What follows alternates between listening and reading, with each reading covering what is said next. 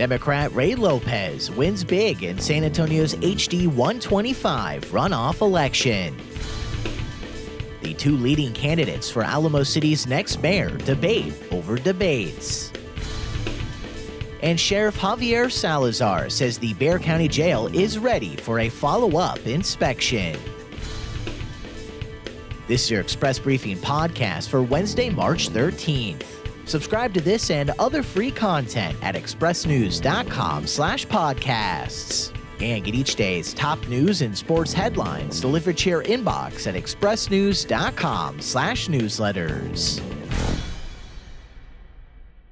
Former City Councilman Ray Lopez is San Antonio's newest representative in the Texas House, breaking Democrats' recent streak of losing special elections in districts they typically control. With all precincts reporting, Lopez secured 58% of the vote to prevail over Republican Fred Ronhell and keep the historically blue district in Democratic hands. After fumbling away the last three special election races, including an important Senate seat in September, Tuesday night the mood was decidedly more jubilant for Democrats than in previous special elections. Lopez had a steep financial advantage over Republican opponent Fred Ronhell, using more than $165,000 in donations gleaned from some of the area's most widely recognized power brokers. Ronhell was also disadvantaged historically, as no Republican has won Texas House District 125 since it was redrawn in 1992 to include more West Side voters. House District 125 was the last remaining vacancy in the Texas Legislature. Justin Rodriguez left the seat in January when he accepted an appointment to replace the late Paul Elizondo on the Bexar County Commissioner's Court. While eventually losing the race, Fred Ronhell was the top finisher in the first round of voting last month that saw him as the only Republican on the ballot.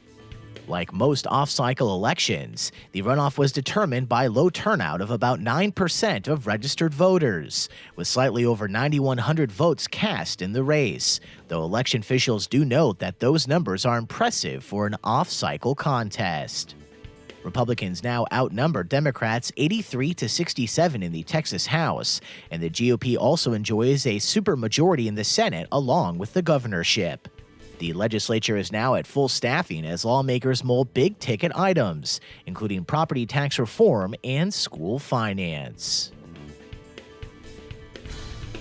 When then City Councilman Ron Nierenberg challenged incumbent Mayor Ivy Taylor in 2017, the two debated dozens of times leading up to the May election.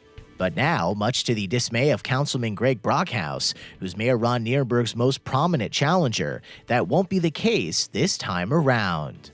Monday, Brockhouse lambasted Nierenberg for declining several forum requests in this year's race, noting in his words that it's pretty clear that Ron Nierenberg does not want to defend his record. But the Nierenberg camp shot back, asserting that as the mayor is busy leading the city, he has more scheduling conflicts than Brockhouse. As of Monday, Brockhouse has agreed to 14 forums and Nierenberg has signed on to 9.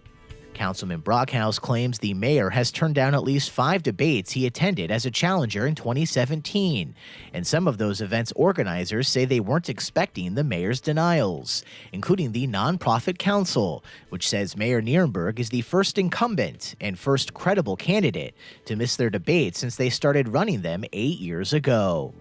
The group's April 16th forum will now proceed with Brockhouse alone, and Express News staffer Gilbert Garcia is slated to moderate the event. The Alamo Community Group also reports Nierenberg will be the first serious candidate of late to miss their forum.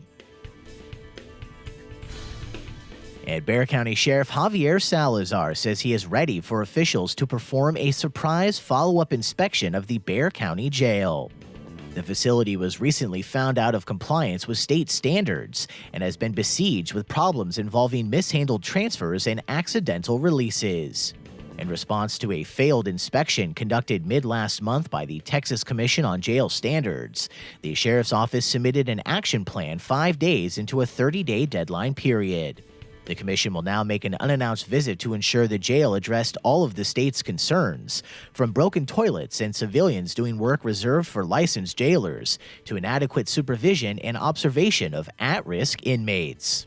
Last week, a man charged with drug possession slipped into a line of inmates being released from the jail's new $33 million Justice Intake Center that opened in December. A few hours later, he was apprehended about 2 miles from the jail and charged with escape from a correctional facility. That escape followed 4 other mishaps in January: 2 inadvertent releases, 1 inmate release without a court-mandated electronic monitor, and an inmate transfer to the wrong facility. Sheriff Salazar says the county's facilities staff is continuing work on corrections that still require attention and hopes that the city of San Antonio will eventually move its booking operations to the South Tower intake facility, noting that he's sympathetic to Police Chief William McManus's concerns that the center's time-consuming booking process could reduce the hours SAPD officers spend on patrol. For now, the San Antonio Police Department is still taking detainees to its municipal court building for jail booking. And that's your daily San Antonio Express briefing for Wednesday, March 13th. Subscribe to this and other free content at expressnews.com/podcasts.